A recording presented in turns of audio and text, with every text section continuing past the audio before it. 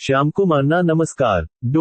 પ્રશ્ન 1. જીન પિયાજેના જ્ઞાનાત્મક વિકાસના સિદ્ધાંત મુજબ બાળકની કઈ ઉંમર સુધીની માનસિક અવસ્થાને સંવેદન ગાહક અથવા સાવેદનિક કારક તબક્કો સેન્સરી મોટર સ્ટેજ કહેવામાં આવે છે?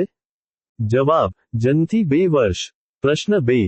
અમેરિકન મનોવૈજ્ઞાનિક જેરોમ બ્રુનરે શિક્ષણ કાર્યને સરળ બનાવવા માટે કયા પ્રકારના અભ્યાસક્રમની હિમાયત કરી હતી, જેમાં એક જ વિષયવસ્તુ ક્રમશઃ વધુ ઊંડાણપૂર્વક વારંવાર શીખવવામાં આવે છે?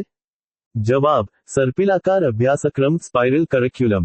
પ્રશ્ન 3. શૈક્ષણિક મનોવિજ્ઞાનમાં જ્યારે કોઈ બાળક પોતાના મનનો ગુસ્સો કે ભડાસ તેના અસલી કારણ, જેમ કે શિક્ષક પર ઉતારવાને બદલે અન્ય કોઈ નિર્દોષ વ્યક્તિ કે વસ્તુ, જેમ કે નાના ભાઈ કે રમકડા પર ઉતારે છે, ત્યારે તેને કઈ બચાવ પ્રયુક્તિ કહેવાય? જવાબ: સ્થાનાંતરણ કે વિસ્થાપન ડિસ્પ્લેસમેન્ટ. પ્રશ્ન 4. નવી શિક્ષણ નીતિ 2020 એનઈપી 2020 અંતર્ગત શાળાના વિદ્યાર્થીઓની પ્રગતિના મૂલ્યાંકન માટે કયા પ્રકારના રિપોર્ટ કાર્ડની ભલામણ કરવામાં આવી છે, જે વિદ્યાર્થી, સાથી મિત્રો અને શિક્ષક ત્રણેય દ્વારા કરાતા મૂલ્યાંકનને આવરી લે છે? જવાબ: 360 ડિગ્રી હોલિસ્ટિક પ્રોગ્રેસ કાર્ડ, સમગ્રલક્ષી પ્રગતિ પત્રક. પ્રશ્ન 5. શૈક્ષણિક માપન અને મૂલ્યાંકનમાં પદોના વિશ્લેષણ વખતે આદર્શ પ્રશ્નપત્રના નિર્માણ માટે જે પ્રશ્નનું કઠિનતા મૂલ્ય ડિફિકલ્ટી વેલ્યુ કેટલા ટકાની વચ્ચે હોય તેને સર્વશ્રેષ્ઠ માનવામાં આવે છે? જવાબ: 30% થી 70% વચ્ચે.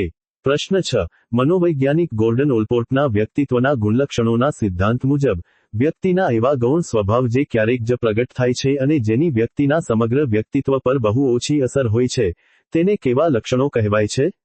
જવાબ: દ્વિતીયક અથવા ગૌણ ગુણલક્ષણો સેકન્ડરી ટ્રેટ્સ. પ્રશ્ન 7. બાળવિકાસના સંદર્ભમાં વિકાસની દિશા માથાથી પગ તરફ ક્રમશઃ આગળ વધે છે, તે સિદ્ધાંતને મનોવિજ્ઞાનની પરિભાષામાં કયા નામે ઓળખવામાં આવે છે? જવાબ: મસ્તકાનુવર્તી સિદ્ધાંત સેફેલોકોડલ લો. પ્રશ્ન 8. શિક્ષણનો અધિકાર અધિનિયમ આરટીઈ એક્ટ 2009 મુજબ જો કોઈ ઉચ્ચ પ્રાથમિક શાળા ધોરણ 6 થી 8 માં વિદ્યાર્થીઓની કુલ સંખ્યા 100 મી વધુ થાય તો ત્યાં કઈ અનિવાર્ય પૂર્ણકાલીન જગ્યાની જોગવાઈ લાગુ પડે છે? જવાબ: એક પૂર્ણકાલીન મુખ્ય શિક્ષક આચાર્ય. પ્રશ્ન 9. હોવર્ડ ગાર્ડનરના બહુબુદ્ધિના સિદ્ધાંત મુજબ જે વ્યક્તિઓ કુદરતના તત્વો, વનસ્પતિઓ, પશુપંખીઓ અને ભૌગોલિક પરિવર્તનોને સમજવામાં વધુ કુશળ હોય, તેમાં કયા પ્રકારની બુદ્ધિ સર્વોચ્ચ જોવા મળે છે? જવાબ: નૈસર્ગિક અથવા પ્રકૃતિવાદી બુદ્ધિ નેચરલિસ્ટિક ઇન્ટેલિજન્સ.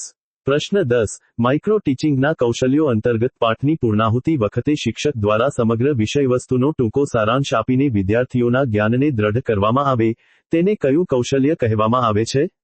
જવાબ: પાઠ સમાપ્તિ કૌશલ્ય ક્લોઝર સ્કિલ.